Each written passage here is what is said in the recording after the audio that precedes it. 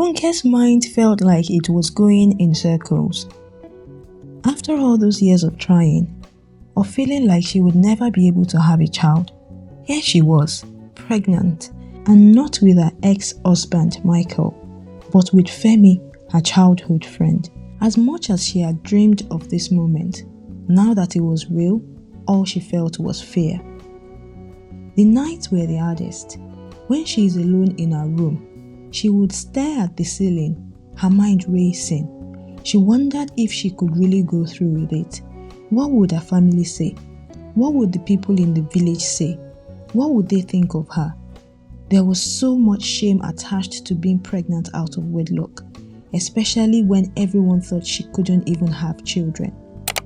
Sometimes she would think, maybe I should just end it now. Maybe it's better for everyone. But every time that thought crossed her mind, a new one would follow. What if this is my only chance to have a child? She remembered the countless nights she spent praying, hoping, feeling like something was missing from her life. What if this baby was her only shot at being a mother? What if it's even twins? The thought made her heart skip. Could it be that God was trying to tell her something? Giving her a blessing she once thought was impossible? These thoughts go back and forth in her mind, and still she couldn't make a decision. As Funke's pregnancy progressed, she realized that she couldn't keep it a secret from Femi any longer. He had been her friend, her support, and he deserved to know. One afternoon, she invited him over to her small room, her heart racing as she prepared herself to break the news to him. When Femi arrived, she offered him a seat and took a deep breath. Femi, there's something I need to tell you. She looked down. She couldn't look at him in the face. I am pregnant. Femi's eyes widened in surprise as he sat back, taking a moment to absorb her words. Pregnant? He repeated softly, as if he needed to hear it again to fully understand. Funke nodded, feeling a mix of relief and fear. I know it's a lot to take in. I didn't plan for this, and I don't even know what I'm going to do, but I thought you should know. Femi was silent for a moment, his expression serious as he thought it over.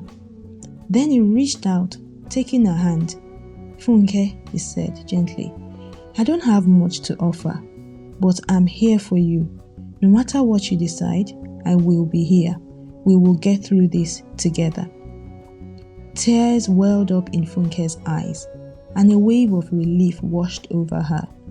In that moment, she felt the depth of his kindness, his loyalty, and she knew she wouldn't be facing this journey alone. They decided to start going for antenatal care. She had to at least get checked and find out how her baby was doing.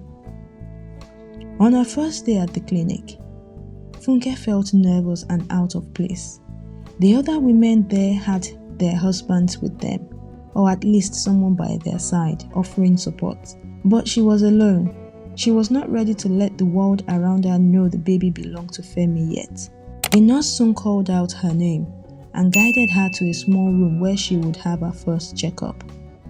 The nurse, a kind woman with a soft smile, she noticed the worry on Funke's face. First time, she asked gently. Funke nodded, a small shaky smile forming on her lips. She felt embarrassed, like somehow everyone in the room could sense her fear. The nurse seemed to understand. Listen, she said, pulling a stool closer to sit by Funke. Every child is a blessing from God. They come to us with a purpose, and sometimes they bring blessings we never expect. Funke blinked, surprised by the woman's words. Do you really believe that? Funke asked. The nurse nodded. I do. Life isn't easy, I know, but every baby has something to give to the world, and every mother finds strength she never knew she had. The words hit Funke deeply, more than the nurse would have imagined. She felt her heart lift a little. The heaviness started to ease off. After that conversation, she started to wonder if maybe this was what she was meant to do. Maybe this baby was her chance to create something good, something new. That evening, Funke found herself walking aimlessly through the streets of Ota. Her thoughts were swirling in her head. She passed a small church with its doors open. Without really thinking about it, she stepped inside and took a seat at the back. The empty church was silent except for the soft music, and Funke bowed her head, letting her thoughts spill out. "God," she whispered, and her voice started trembling. "I'm sorry for what I have done. I'm sorry to come to you this way, but there is nowhere else to go.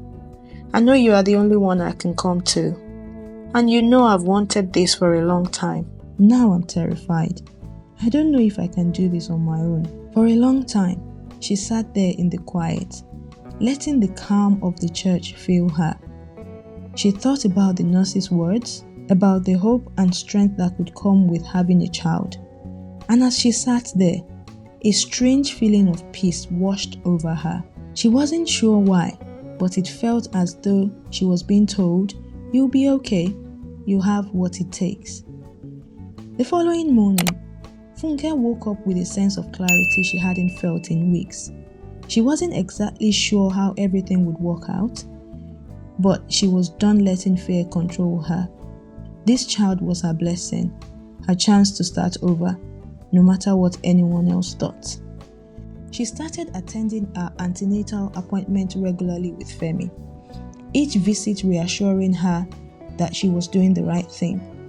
The nurses and doctors treated her kindly, and every time she heard her baby's heartbeat, she felt more connected to the life growing inside her. It wasn't easy, but she knew this was the path she wanted to take.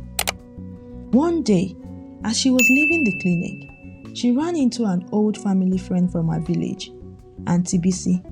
Funke's heart raced, knowing that village news traveled fast, and she wasn't quite ready to tell everyone about her pregnancy.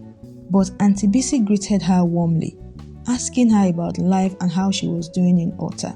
Then, as if she couldn't hold back the gossip any longer, Auntie Bisi leaned closer.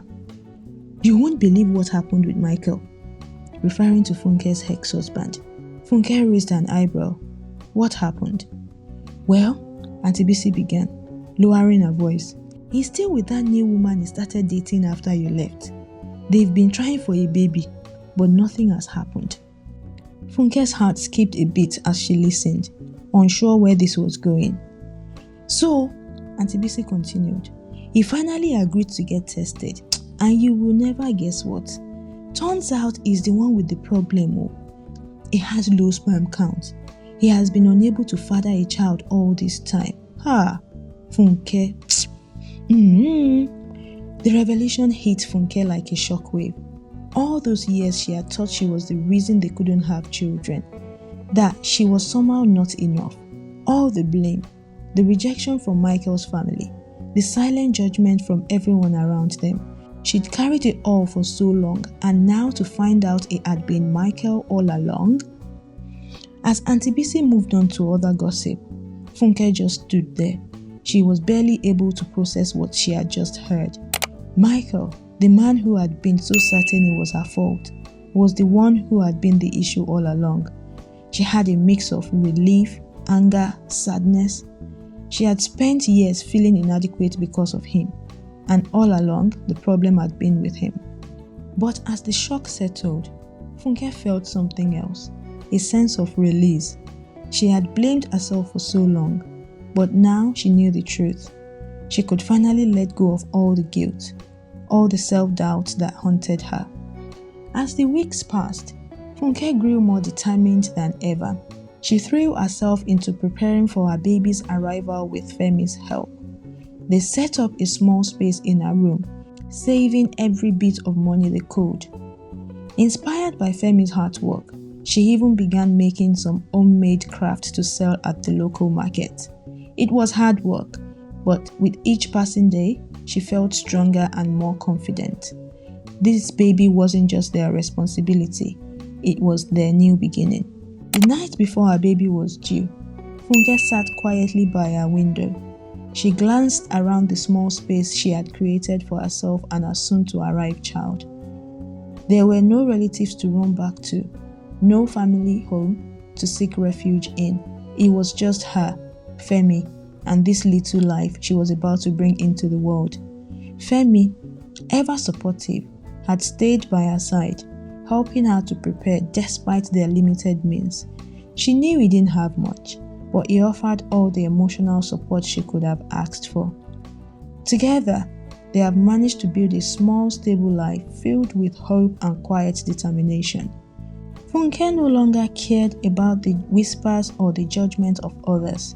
She had found her strength within herself, and she was ready to face whatever came her way, with Femi by her side and the future brightening ahead. As she awaited the arrival of her baby, she knew her journey had just begun, and she was ready to embrace every moment of it. Infertility can be a really lonely and painful journey, especially because society often puts all the blame on women when a couple can't have children. Many women like Funke face huge pressure and sometimes even feel shame, as if they are the only ones responsible. But having kids isn't just a woman's responsibility. Men also play a big part, and male infertility is more common than people think. Men should also be open to getting tested and understand that they might need help too. When both partners support each other and treat infertility as a shared challenge, it brings them closer and makes the journey less isolating. Facing it together as a team can lead to a better understanding and even quicker solutions. Thank you so much for watching. If you have enjoyed this story, please like, share, and subscribe. Thank you very much for your support. I'll see you in the next one.